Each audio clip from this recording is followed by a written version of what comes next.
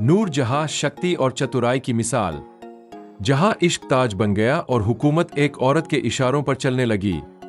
जब नूरजहां की बेटी से शाहजहां ने शादी नहीं की तो अपने दामाद को बादशाह बना दिया।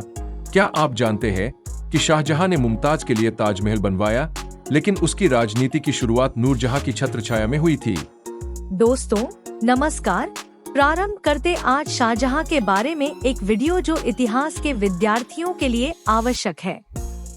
शाहजहां का पूरा नाम था मिर्जा शहाबुद्दीन बेग मोहम्मद खुर्रम और जिसे शाहजहां का नाम दिया गया था।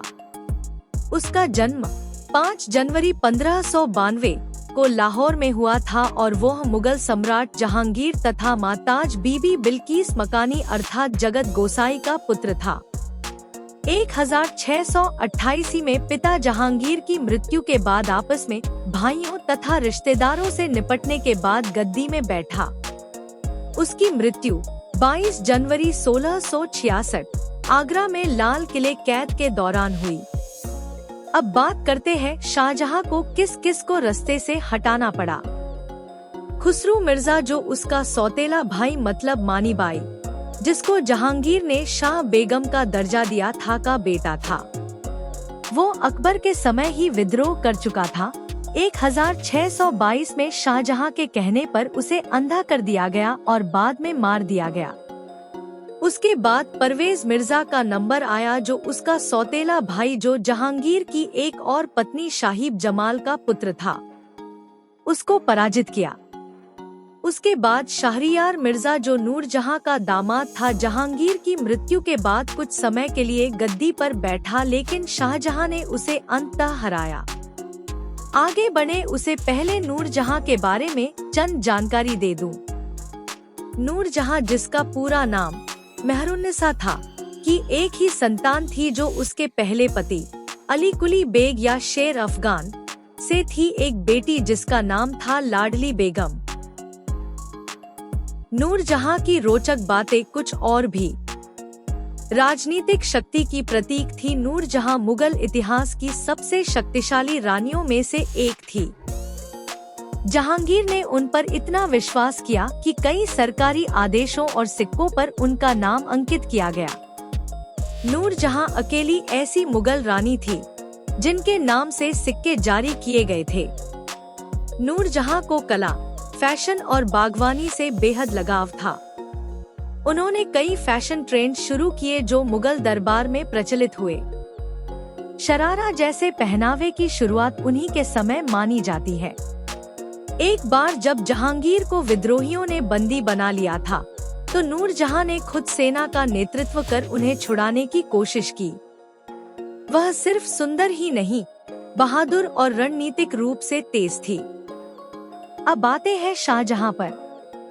राज्याभिषेक और सत्ता प्राप्ति। शाहजहां ने अपने भाइयों और विरोधियों को हराकर 1688 में सत्ता संभाली। राज्याभिषेक आगरा में हुआ। सत्ता प्राप्ति के बाद विरोधी राजाओं और नवाबों का दमन किया। आइए अब बात करते हैं शाहजहां के सत्ता पर कब्जा करने की। 1628 में शाहजहां ने अपने सभी प्रतिद्वंद्वियों को या तो मार डाला या बंदी बना लिया। शाहरियार को मार दिया गया। नूरजहां को राजनीति से अलग कर दिया गया और वो जीवन भर लाहौर में रही।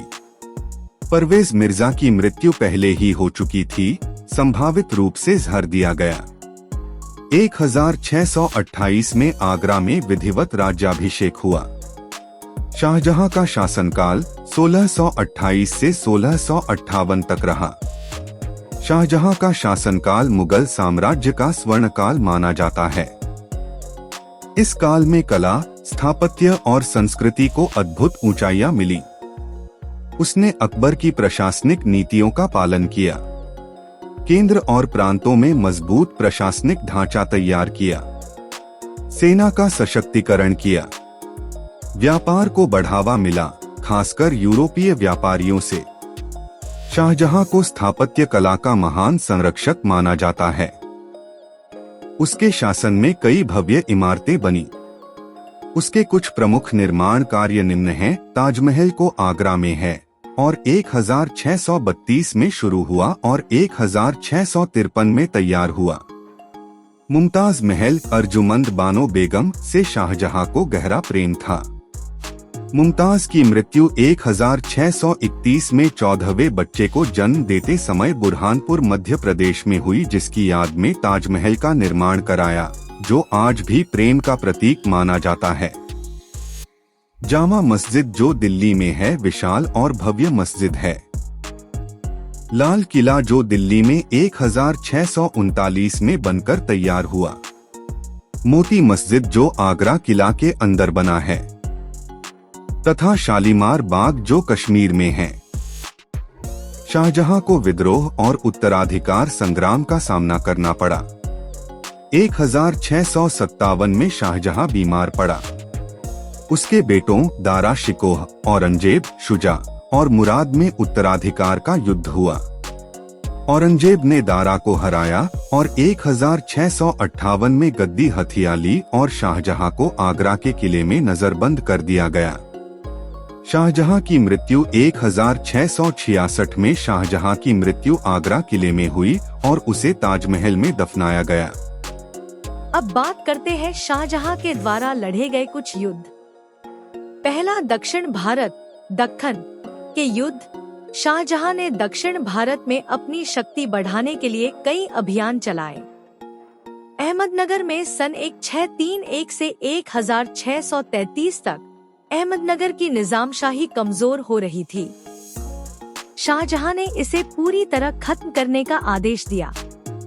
1633 में अहमदनगर पर पूर्ण मुगल नियंत्रण हो गया। उसके बाद शाहजहां ने बीजापुर और गोलकोंडा पर भी आक्रमण किया। दोनों ने संधि करके भारी कर देना स्वीकार किया, जिससे वे मुगल अधीनस्थ बन गए।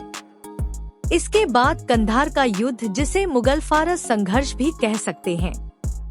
कंधार पर अधिकार को लेकर मुगल और फारस या ईरान के सफवी वंश के बीच संघर्ष हुआ। इसमें दो प्रमुख युद्ध थे। पहला युद्ध सन 1638 में हुआ, जिसमें शाहजहां ने कंधार पर अधिकार कर लिया, जो पहले फारसियों के पास था। उसके बाद दूसरा युद्ध सन 1649 में हुआ, जिसमें फारसी बादशाह शाह अब्बास द्वितीय ने कंधार पर दोबारा कब्जा कर लिया। फिर शाहजहां ने 3 बार 1649, 1652 तथा 1653 कंधार को वापस पाने की कोशिश की, पर सफल नहीं हो सका। इसे शाहजहां की सबसे बड़ी सैन्य विफलता मानी जाती है। फिर उसके बाद बलूच और अफगान जनजातियों के विरुद्ध अभियान चलाया। बलूचों और अफगानों ने बार बार विद्रोह किया। शाहजहां ने इन जनजातियों को शांत करने के लिए सैन्य कार्रवाई की, परंतु उनका नियंत्रण मात्र सीमित रूप से ही बहाल हुआ। कुल मिलाकर शाहजहां के युद्ध संबंधी कार्य सीमित थे। आपको अगर वीडियो अच्छा लगा हो तो चैनल को सब्सक्राइब और वीडियो को शेयर करना मत भूलें।